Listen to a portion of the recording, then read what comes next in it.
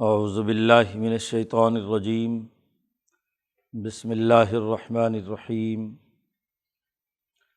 وَإِلَىٰ عَادٍ أَخَاهُمْ هُودًا قَالَ يَا قَوْمِ اعْبُدُوا اللَّهَ مَا لَكُم مِّنْ إِلَٰهٍ غَيْرُهُ إِنْ أَنْتُمْ إِلَّا مُفْتَرُونَ۔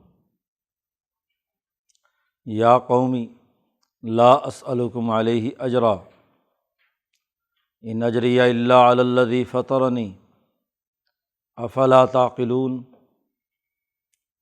ویا قوم استغفروا ربکم ثم توبوا الیہ یرسل السماء علیکم مدرارا ویزدکم قوة الی قوتکم ولا تتولوا مجرمین۔ قالوا یا ہود ما جئتنا ببینۃ وما نحن بتارکی آلہتنا عن قولک وما نحن لک بمؤمنین ان نقول الا اعتراک بعض آلہتنا بسوء قال انی اشہد اللہ واشہدوا انی بریء مما تشرکون من دونہ فکیدونی جمیعا ثم لا تنظرون انی توکلت علی اللہ ربی وربکم ما من دابۃ الا هو آخذ بناصیتها ان ربی علی صراط مستقیم فإن تولوا فقد ابلغتکم ما ارسلت بہ الیکم ویستخلف ربی قوما غیرکم ولا تضرونہ شیئا ان ربی علی کل شیء حفیظ۔ ولما جاء امرنا نجینا ہودا والذین آمنوا معہ برحمۃ منا ونجیناہم من عذاب غلیظ۔ وتلک عاد جحدوا بآیات ربہم وعصوا رسلہ واتبعوا امر کل جبار عنید واتبعوا فی ہذہ الدنیا لعنۃ ویوم القیامہ الا ان عادا کفروا ربہم الا بعدا لعاد قوم ہود۔ صدق اللہ العظیم۔ سورۃ ہود کا یہ رکوع ہے۔ گزشتہ 2 رکوعوں میں حضرت نوح علیہ السلام کے واقعے سے استدلال کیا گیا ہے، اور اس واقعے کے تناظر میں نبی اکرم صلی اللہ علیہ وسلم سے کہا گیا تھا کہ آپ صبر و استقامت کے ساتھ ڈٹے رہیے۔ فاصبر ان العاقبۃ للمتقین، صبر و استقامت جاری رکھیے، انجام کار انہی کا ہوگا جو اللہ سے ڈرنے والے ہیں، تقوی اختیار کرنے والے ہیں۔ نوح علیہ السلام کے بعد جس قوم پر عذاب آیا ہے اور جس قوم نے نبی کی مخالفت کی ہے وہ قوم عاد کہلاتی ہے۔ یہ قوم عاد یہ جزیرۃ العرب کے اندر ہی رہنے والے ہیں۔ نوح علیہ السلام جب جودی پہاڑ سے نیچے اترے ہیں اور اس سے نسل آگے پھیلی ہے تو 200-250 سال کے بعد یہ قوم نوح علیہ السلام کی اولاد میں سے ہی ہے۔ یہ لوگ کاشتکار تھے، زمین کاشت کرتے تھے صحرا میں، اور وہاں ان کے لیے بڑا اچھا انتظام تھا۔ بڑے بڑے انہوں نے محلات بنا لیے، حیوانیت ان پر غالب آ گئی۔ جس ملکیت کی نورانیت نوح علیہ السلام سے شروع ہوئی تھی وہ ان تک پہنچتے پہنچتے ان کی بدعمالیوں کے سبب ختم ہو گئی۔ تو حضرت ہود علیہ السلام وہ بھی اسی قوم اور اسی نسل سے ہیں، جن کی ملکیت جاگی، اللہ تبارک و تعالیٰ نے انہیں نبوت کے منصب پر فائز کیا۔ انہوں نے آ کر اس قوم کو ڈرایا، دھمکایا، انذار کیا۔ ان کے ہاں بھی قرآن حکیم نے جیسا کہ اس رکوع کے آخر میں کہا ہے کہ واتبعوا امر کل جبار عنید، سرکش ظالم حکمرانوں کے تابع تھی اور پھر ان کی بات مانی۔ انہوں نے کچھ بت بنا رکھے تھے، ان کی پوجا کرنا، اللہ کو بھول گئے، آپس میں ظلم اور ناانصافی شروع کر دی۔ تو اس پر اللہ کی طرف سے جو کچھ ہوا ہے اسے اس رکوع میں بیان کیا۔ اس کی کچھ تفصیلات پچھلی صورت میں بھی بیان کی گئی ہیں، پیچھے سورۃ الاعراف میں گزر چکی ہیں۔ وَإِلَىٰ عَادٍ أَخَاهُمْ هُودًا، قوم عاد کی طرف ان کے بھائی ہود کو بھیجا۔ عاد بھی دو ہیں، ایک عاد اولیٰ ہے اور ایک عاد اخریٰ ہے۔ تو یہ عاد اولیٰ ہے، جیسا کہ قرآن نے دوسری جگہ پر کہا عادًا الاولیٰ، ہم نے یہ عذاب جو ہے پہلی عاد پر بھیجا۔ تو یہ قوم عاد ان کی طرف ان کے بھائی ہود علیہ السلام کو بھیجا۔ قال، انہوں نے جا کر یہی دعوت دی، یا قومی، اے میری قوم، اعبدوا اللہ ما لکم من الہ غیرہ۔ نسبی اور نسلی اور وطنی اعتبار سے یہ قوم ہیں کفر پر، لیکن ہود علیہ السلام انہیں اپنی قوم قرار دے رہے ہیں۔ تو قومیں اوطان سے بنتی ہیں، نسلوں سے، اور اجتماعیت جو ایک دھرتی پر بستی ہے اس کی بنیاد پر قوموں کا وجود ہوتا ہے۔ اسی حقیقت کو یہاں ہود علیہ السلام نے استعمال کیا ہے کہ اے میری قوم، اعبدوا اللہ ما لکم من الہ غیرہ، اللہ کی عبادت کرو، تمہارے لیے اللہ کے علاوہ کوئی اور خدا نہیں ہے، اور اللہ کے علاوہ جو تم نے خدا گھڑ رکھے ہیں وہ تمہاری ذہنی تخیل اور تمہارا جھوٹ ہے۔ ان انتم الا مفترون، اللہ کے علاوہ جن کو تم خدا کہتے ہو وہ تمہارا سب جھوٹ ہے، گھڑا ہوا ہے، اس کا حقیقت سے کوئی تعلق نہیں۔ یہ پیغام حضرت ہود علیہ السلام نے قوم کو دیا۔ عام طور پر لوگ جب پیغامات دیتے ہیں یا کوئی وعظ و نصیحت کا سلسلہ شروع کرتے ہیں تو مقصد اس کے ذریعے سے کوئی مال حاصل کرنا ہوتا ہے، نظر و نیاز لینا ہوتا ہے، لوگوں کی جیبوں اور بٹووں پر نظر ہوتی ہے۔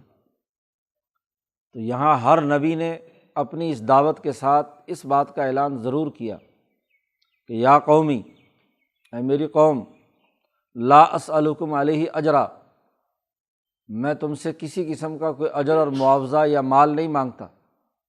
جیسے نوح علیہ السلام کے واقعے میں بھی پیچھے گزرا کہ نوح علیہ السلام نے بھی یہی اعلان کیا تھا، لا اسألکم علیہ مالا، میں کوئی مال لینے کے لیے، تمہارا خیال ہو کہ شاید میں یہ جو وعظ و نصیحت تمہیں کر رہا ہوں یا تمہیں ایک خدا کی طرف دعوت دے رہا ہوں، اس میں کوئی میرا مالی مفاد ہے، نہ میرا کوئی سیاسی مفاد ہے اور نہ میرا کوئی مالی مفاد ہے، میرا ذاتی کوئی معاملہ نہیں ہے۔ تمہاری خیر خواہی کے لیے، تمہاری بہتری کے لیے، تمہارا نظام بہتر کرنے کے لیے میں اللہ کی طرف تمہیں دعوت دیتا ہوں کہ تمہاری دنیا اور آخرت دونوں ٹھیک ہو جائیں۔ ان اجریہ الا علی الذی فطرنی، میری مزدوری اور میرا معاوضہ تو خالصتاً اس اللہ پر ہے جس نے مجھے پیدا کیا ہے۔ تو میرا پیدا کرنے والا میرا رزق خود بخود فراہم کرے گا، دنیا میں ہو یا آخرت میں۔ میں تمہارے مال کا نہ محتاج ہوں، نہ تمہاری مزدوری کا محتاج ہوں۔ اس قسم کا کوئی بھی سرمایہ دار معاشرے میں سب سے پہلے یہی خیال آتا ہے۔ کسی جاگیردار کے پاس جا کر کوئی بات کہنے لگو یا کسی حکمران کے، تو جس ذہنیت کے ساتھ وہ اقتدار پر آئے ہوئے ہوتے ہیں تو ان کا خیال ہوتا ہے کہ یہ ایک نیا بندہ کھڑا ہو رہا ہے اور اس کا مقصد بھی قومی خزانے میں سے مال لینا ہی ہے، تو یہ ہمارے سے حصہ لینا چاہتا ہے، حصہ پتی، کہ جناب مجھے بھی کچھ حصہ دو، حکمرانی کی خواہش اس میں آ گئی۔ تو ایسا نہیں ہے، میں تمہاری اس لوٹ مار کے مال میں حصے دار بننے کے لیے نہیں آیا، میری مزدوری تو اللہ پر ہے۔ اور جب یہ باتیں دو کہیں کہ میں تمہاری خیر خواہی خالصتاً کسی مفاد اور لالچ کے بغیر تمہاری ترقی اور فلاح و بہبود کی طرف تمہیں دعوت دیتا ہوں، تو افلا تعقلون، کیا تم عقل سے کام نہیں لیتے؟ مفاد پرست دنیا میں تو کوئی آدمی بغیر مفاد پرستی کے کسی سے ملتا نہیں، کسی کو کوئی بات بتلاتا نہیں، وہ بھی کہتا ہے چلو جیسے باقی لوٹ مار کر رہے ہیں تو تم بھی کرو۔ جی وہ کسی کو عقل کی بات سمجھانے کے لیے تیار نہیں ہوتا، وہ تو خود اس پورے بہتی گنگا سے خود ہاتھ دھونے اور اس میں مال بنانے کے چکر میں ہوتا ہے۔ تو میں تمہارے لیے بغیر کسی معاوضے کے، بغیر کسی مال کے مطالبے کے، بغیر کسی حصے داری کے تمہیں حکمرانی کا صحیح طریقہ اور اللہ سے سچے تعلق کا صحیح طریقہ تمہیں بتلا رہا ہوں اور عقل و شعور کی بات سمجھا رہا ہوں۔ تو افلا تعقلون، کیا تم عقل کی بات نہیں سمجھتے؟ پھر ایک اور بات بھی ہود علیہ السلام نے کہی، چونکہ کاشتکار تھے، کئی سالوں سے قحط پڑ رہا تھا، بارشیں نہیں ہو رہی تھی، اور صحرائے عرب کے اندر تو ویسے بھی پانی کی قلت، بارشوں سے ہی سارا کام ہوتا تھا۔ بارشیں ہوں گی تو ندی نالے چلیں گے، اس سے آگے پانی آئے گا تو فصل کاشت ہوگی۔ تو کاشتکاروں کا تو سارا دار و مدار فصل پر ہے، اور وہ فصلیں بارش پر ہوتی ہیں۔ تو ایک بڑی اور اہم بات ان کے فائدے کی بتلائی کہ دیکھو یا قوم استغفروا ربکم، اے میری قوم اپنے رب سے مغفرت طلب کرو، جو گناہ ہو چکے ہیں جس کی وجہ سے آج تم قحط سالی، بھوک اور فصلوں کی خرابی کی مرض میں مبتلا ہو، اپنے رب سے گناہوں کی معافی مانگو جو اب تک ہو چکے ہیں، اور ثم توبوا الیہ، پھر مستقل اللہ کی طرف رجوع کرتے رہو، توبہ کرو، اللہ کی طرف توبہ کرو۔ اللہ کی طرف رجوع کرنے اور اپنے پچھلے گناہوں کو معاف کرانے کا فائدہ تمہیں دنیا میں یہ ہوگا کہ یرسل السماء علیکم مدرارا، پہلا فائدہ، تم پر مسلسل آسمان برسے گا، بارش برسے گی۔ اب یہ نہیں کہ وقفے سے تھوڑی سی چھینٹیں پڑ گئیں اور معاملہ ختم ہو گیا۔ فصلوں کو جب پانی کی ضرورت ہوتی ہے تو اس وقت موسلا دھار بارش کی ضرورت ہوتی ہے، تو مدرار کہتے ہیں مسلسل کچھ وقت کے لیے بارش ہوتی رہے، اور پھر جب بھی فصلوں کا وقت آئے تو بارش ہو جائے۔ تو استغفار کا سب سے بڑا فائدہ، گناہوں کے سے معافی مانگنے کا سب سے بڑا فائدہ، توبہ اور استغفار کا پہلا فائدہ یہ ہے کہ تم پر بارش آسمان سے برسے گی۔ وَيَزِدْكُمْ قُوَّةً إِلَىٰ قُوَّتِكُمْ، اور دوسرا فائدہ یہ ہے کہ جتنی قوت آج تمہارے اندر ہے، توبہ اور استغفار سے اس قوت میں مزید اللہ پاک اضافہ کرے گا، تمہاری قوت اور طاقت مزید بڑھ جائے گی، بارش برسے گی، فصلیں ہوں گی، مال و دولت آئے گا۔ تو یہ، اور پھر جب ایسی صورت ہوگی تو جس نے بھی کاشت کی ہوئی ہوگی، چاہے وہ غریب ہو یا، تو اس کی فصل اچھی ہوگی، تو تمہاری اجتماعی طاقت، اجتماعی مالیاتی وسائل کے نتیجے میں زیادہ طاقتور ہوگی، اور ویسے روح بھی تمہاری طاقتور ہوگی کہ جب تم اللہ سے گناہوں کی معافی مانگو گے اور اللہ سے رجوع کرو گے تو جو ملکیت، جو جسمانی قوت ہے، اس قوت پر مزید ملکی قوت اس پر غالب آئے گی۔ انسان استغفار کرتا ہے تو حیوانیت اور بہیمیت دھل جاتی ہے، اور ملکیت جو ہے وہ اللہ کی طرف وابستہ ہوتی ہے، اور ملکیت کی طاقت ہی دراصل حیوانی طاقت کو، انسان کی بہیمی قوت کو کنٹرول کرتی ہے۔ تو دو فائدے ہوں گے، اور یہ فائدے اللہ تبارک و تعالیٰ نے سورۃ نوح میں نوح علیہ السلام کے واقعے میں بھی بیان کیے ہیں۔ فَقُلْتُ اسْتَغْفِرُوا رَبَّكُمْ إِنَّهُ كَانَ غَفَّارًا يُرْسِلِ السَّمَاءَ عَلَيْكُمْ مِدْرَارًا وَيُمْدِدْكُمْ بِأَمْوَالٍ وَبَنِينَ۔ تو وہاں بھی یہی بات کہی ہے کہ اگر تم استغفار کرو گے تو بارش برسائے گا، اور تمہیں مال اور اولاد مزید زیادہ طاقت کے ساتھ، قوت کے ساتھ تمہیں عطا کر دے گا۔ انسان کی قوت اور طاقت کا جو دنیا میں مدار ہے وہ مال پر ہے اور اولاد کی کثرت پر ہے۔ اولاد اپنی ہو یا اپنی قوم کے نوجوان بچے ہوں، ان کی اجتماعی طاقت ہو، تو جتنی افرادی قوت مضبوط ہوتی ہے اتنی ہی سیاسی طاقت مضبوط ہوتی ہے۔ اور اس کے ساتھ ساتھ معاشی قوت بھی مضبوط ہو جائے تو اس سے بڑھ کر اور قوت کیا ہوگی؟ تو سیاسی اور معاشی قوت بھی تمہاری بڑھ جائے گی۔ تو تمہارے فائدے کی بات، تمہاری عقل کی بات تو میں سمجھا رہا ہوں۔ وَلَا تَتَوَلَّوْا مُجْرِمِينَ، مجرم بن کر اس سچے پیغام سے روگردانی مت کرو، یا اللہ کے گنہگار اور جرم کرتے ہوئے تم زندگی بسر مت کرو۔ یہ ہود علیہ السلام نے ان کو صاف کھری اور ان کے دنیاوی فائدے کی بات بیان کر دی، آخرت کے فائدے کی بات بیان کر دی۔ اپنا کہا کہ میں تو مال نہیں لینا چاہتا، تمہارے مال میں اضافہ بھی تبھی ہوگا کہ جب تم واقعی اللہ کو پکارو گے اور اللہ سے تعلق قائم کرو گے، استغفار کرو گے، معاف کرو گے، غریبوں پر ظلم چھوڑو گے، مزدوروں اور کسانوں کے حقوق ادا کرو گے، توبو الیہ، اللہ کی طرف رجوع کرنے کے نتیجے میں تو اللہ کی مخلوق اور کنبے کے ساتھ خیرخواہی کرنا ہے۔ قالو، وہ بڑے بڑے سردار اس قوم کے کہنے لگے، قالو یا ہود، اے ہود، ما جئتنا ببینۃ، تو ہمارے پاس کوئی واضح پروگرام لے کر نہیں آیا، یہ باتیں ہمیں سمجھ میں نہیں آ رہی۔ جب سرمایہ پرستی یا ظلم داخل ہو جائے کسی قوم پر تو جو سچی اور عقل و شعور کی بات ہے وہ بھی ان کے نزدیک گجلک لگتی ہے، کیونکہ مفادات چھوڑنے پڑتے ہیں، جو پہلے سے چودراہٹ ہے وہ ختم ہوتی ہے۔ تو اور تو کوئی اعتراض سوجا نہیں، اتنی صاف شفاف اور عقلی بات اور دنیا میں فائدے کا پروگرام ان کے سامنے رکھا، اس کے باوجود کیا کہتے ہیں، ما جئتنا ببینۃ، ہٹ دھرمی کرتے ہوئے کہتے ہیں کہ تو کوئی واضح دلیل اور سند نہیں لایا کہ واقعی تو نبی ہے اور تیرے پیچھے کوئی نہ کوئی فرشتہ ہے، کیا تیرے پاس طاقت اور قوت ہے کہ تو ہمیں دعوت دے رہا ہے؟ اور دوسری بات کہی، وما نحن بتارکی آلہتنا عن قولک، تیرے کہنے سے ہم اپنے خداؤں کو چھوڑنے والے نہیں ہیں، تو صرف اپنی طرف سے کیا ہے جو مرضی کہتا رہے، تو کیا تیرے کہنے سے ہم اپنے خدا چھوڑ دیں گے؟ ایسا نہیں۔ اور تیسری بات کہی، وما نحن لک بمؤمنین، اور ہم تجھ پر ایمان لانے والے نہیں ہیں، تو جو مرضی دعوت دے، جیسے کہے۔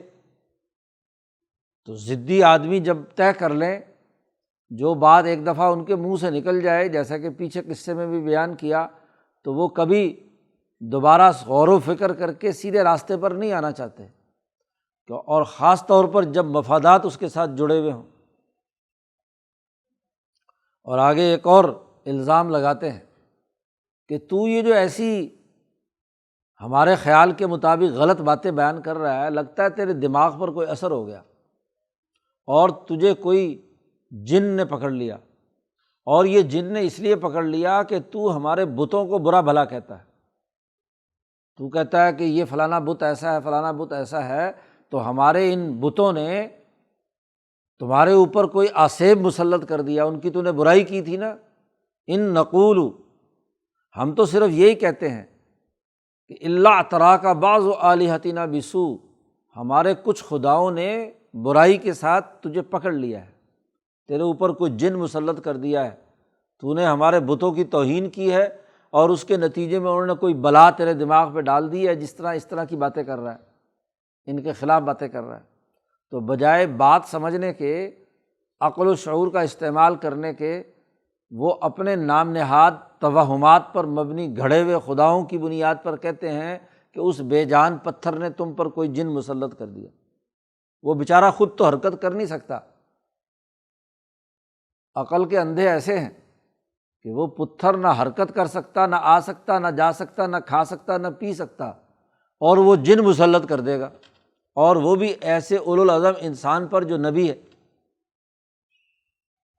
ہود علیہ السلام نے اس کا جواب دیا، قال انی اشہد اللہ، میں اللہ کو گواہ بناتا ہوں، اور واشہد، اور تم بھی گواہی دو کہ انی بریء مما تشرکون، جن کو تم شریک ٹھہراتے ہو اللہ کے، ان سے میں بالکل بری ہوں، تمہارے ان خداؤں کو میں قطعی طور پر نہیں مانتا، تم مانو یا نہ مانو، لیکن میرا اعلان یہ ہے، میری رائے یہ ہے، میرا عزم اور ارادہ یہ ہے، میرا فیصلہ یہ ہے، اس فیصلے پر میں اللہ کو بھی گواہ بناتا ہوں اور تم سارے ظالموں کو بھی گواہ بناتا ہوں کہ میں ان بتوں کو نہیں مانتا۔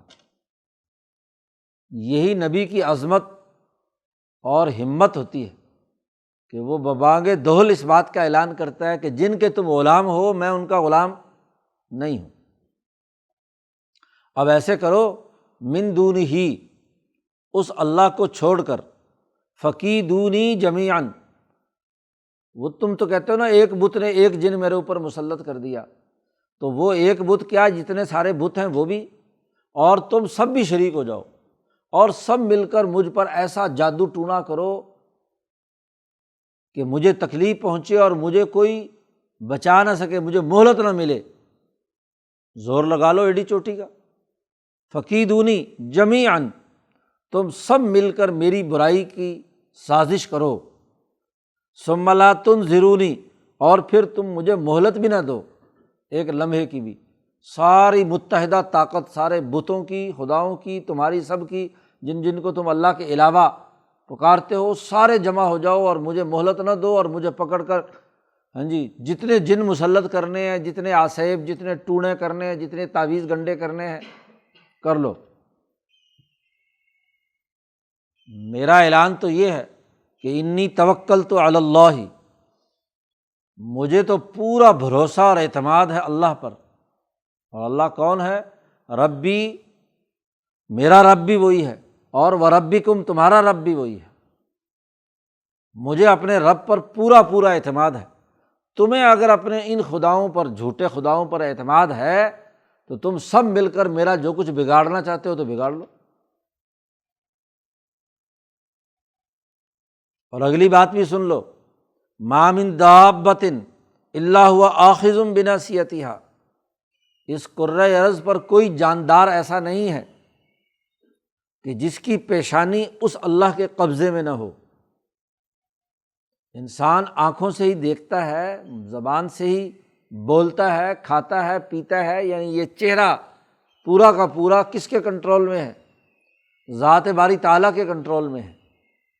تو تم اپنی آنکھوں سے مجھ پر بچلانے کے لیے بات کرو، جیسے کہ قرآن نے نبی اکرم صلی اللہ علیہ وسلم کے بارے میں کہا نا کہ یہ مکے کے مشرک وَإِن كَادُوا لَيُزْلِقُونَكَ بِأَبْصَارِهِمْ لَمَّا سَمِعُوا الذِّكْرَ، قریب ہے کہ یہ اپنی نظروں سے ہی تمہیں کہیں پھسلا نہ دیں اپنے خیال کے مطابق۔ یہ جادو ٹونے والے جو ہیں، اور خاص طور پر یہ جو مسمرزم والے ہیں، وہ نظر کی طاقت سے لوگوں پر اثر انداز ہوتے ہیں، اور جو کمزور لوگ ہوتے ہیں وہ اس کے زیر اثر آ کر جو کچھ وہ کہہ رہا ہوتا ہے وہی بولتے رہتے ہیں۔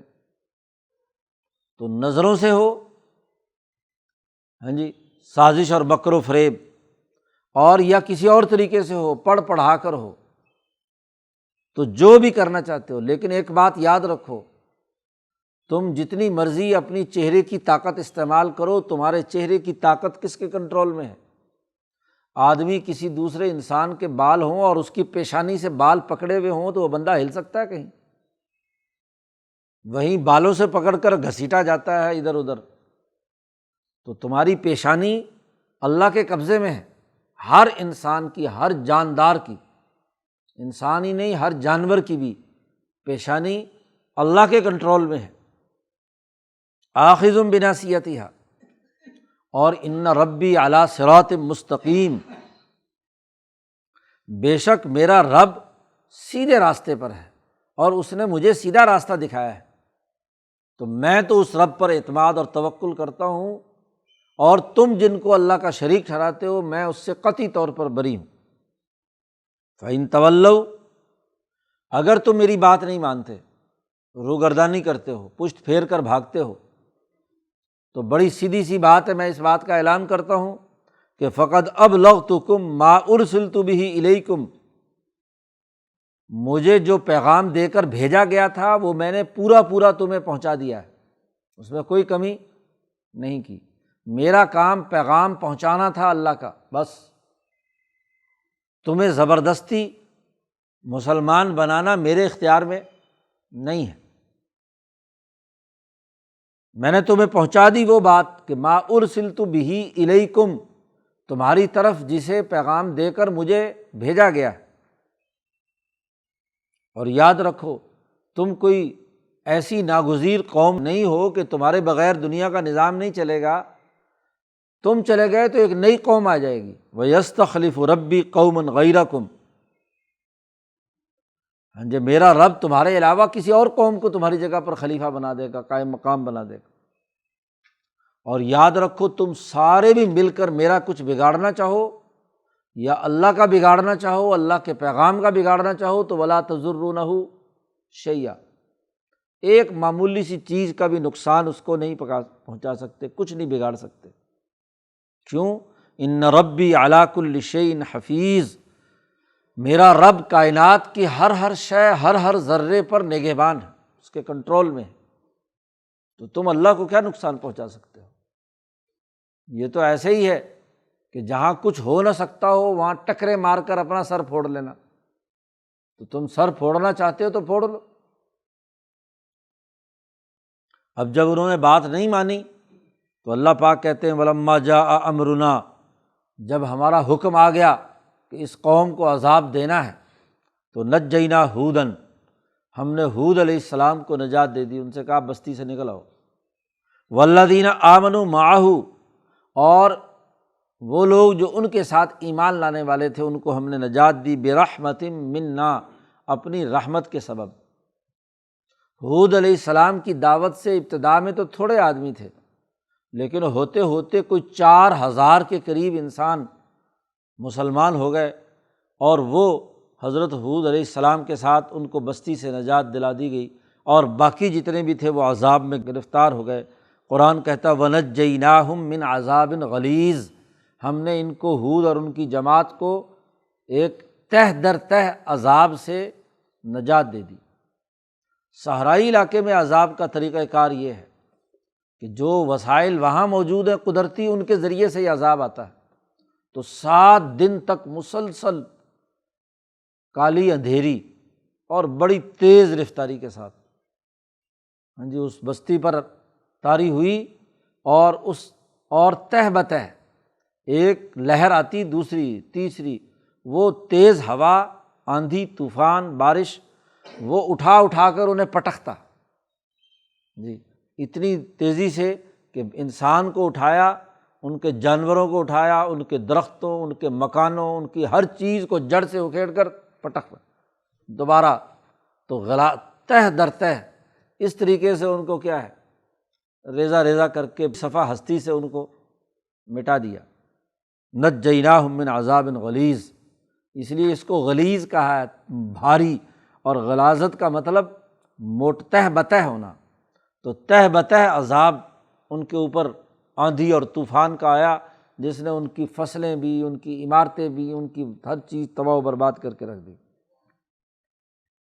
قرآن نے پورا قصہ بیان کرنے کے بعد نبی اکرم صلی اللہ علیہ وسلم سے کہا تلک عاد، وہ عاد کے لوگ ہیں، یہ تھے عاد کے لوگ، جحدوا بآیات ربہم، انہوں نے اپنے رب کی آیات کا انکار کیا تھا اور اپنے رسولوں کا انکار کیا تھا، اور انہوں نے ہر ظالم جابر سرکش کی حکم کی اتباع کی تھی، اس کی حکومت کو مانا تھا۔ واتبعوا امر کل جبار عنید، جابر اور ظالم انسان دشمن، اس کی حکمرانی کو تسلیم کیا تھا۔ اب یہ پورا واقعہ عاد کا بیان کر کے نبی اکرم صلی اللہ علیہ وسلم اور مکے کے مشرکوں کو بتلایا جا رہا ہے، اور چونکہ مکے کے مشرک جب شام آتے جاتے تھے تو یہ قوم عاد کے ان کھنڈرات کے پاس سے گزرتے تھے، یمن جاتے تھے تو وہاں سے عاد و سمود کے کھنڈرات پر سے گزرتے تھے، تو ان کو معلوم تھا، اس لیے قرآن نے کہا یہ عاد ہیں، یہ جہاں سے تم گزرتے ہو ان کے نشانات عبرت موجود ہیں، یہ عاد تھے، انہوں نے ہر ظالم حکمران کی حکمرانی کی پیروی کی، بعینہ ہی جیسے مکہ والے ہاں جی جبار عنید ابو جہل کی حکمرانی کو تسلیم کیے ہوئے۔ وَأُتْبِعُوا فِي هَذِهِ الدُّنْيَا لَعْنَةً، اس دنیا میں بھی اس قوم عاد پر لعنت برسی اور قیامت کے دن بھی برسے گی۔ تو ہر قصے کے بعد نبی اکرم صلی اللہ علیہ وسلم کے زمانے کے لوگوں کو اس قصے کے نتائج کی نشاندہی کرائی جا رہی ہے۔ الا، خبردار سن لو، ان عادن کفروا ربہم، قوم عاد نے اپنے رب کی نافرمانی کی تھی۔ الا بعدا لعاد قوم ہود، عاد کو ذلت اور رسوائی ہو، پھٹکار ہو، بعد دور ہونا، تو عاد پر پھٹکار ہو وہ عاد جو قوم ہود ہے۔ یہ عاد الاولیٰ کی طرف اشارہ کر دیا، چونکہ عربوں کے ہاں 2 عاد تھی، بعد میں آنے والے عاد کی بھی ایک قوم اور نسل رہی ہے، تو یہ جو عاد اولیٰ ہے اس پر حضرت ہود علیہ السلام آئے ہیں، تو اس لیے اس عاد کی ہود علیہ السلام جس کی طرف آئے تھے، تو یہ واقعہ اور قصہ چونکہ عربوں میں پہلے سے اس کا علم تھا، تو اسے قرآن حکیم نے دہرا کر بتلایا کہ جیسے ان پر عذاب آیا ہے تو اب تم بھی سوچو مکے والو کہ تم نے عاد کے نقش قدم پر چلنا ہے، اسی طرح تباہ و برباد ہونا ہے۔ اب وہاں تو بستی تباہ و برباد کر دی تھی، یہاں مکہ تو اللہ کا مقدس شہر تھا، یہاں عذاب ان کے اوپر، ان کو بھی کیا ہے یہاں سے نکال کر بدر کے میدان میں پہنچا دیا، کیونکہ بستی کو تو سزا نہیں دینی، ان کو سزا دینی تھی، تو اس لیے وہاں بدر میں ان کو سزا دی۔ غزوہ خندق میں مدینے کے باہر جتنا یہ موجود تھا وہی طوفان آیا اور اس طوفان نے ان کو تباہ و برباد کر کے رکھ دیا، ختم کر کے رکھ دیا۔ تو اسی طریقے سے قرآن حکیم ہر رکوع میں جو ایک نبی کا واقعہ بیان کرتے ہیں اس کے بعد آخری ایک نتیجہ بیان کرتے ہیں کہ اس سے بچو ورنہ تمہارا حشر بھی وہی ہوگا جو قوم عاد کا ہوا ہے۔ اگلے رکوع میں قوم سمود کا تذکرہ ہے۔ اللہ تعالیٰ قرآن حکیم کو سمجھنے اور عمل کرنے کی توفیق عطا فرمائے۔ اللہ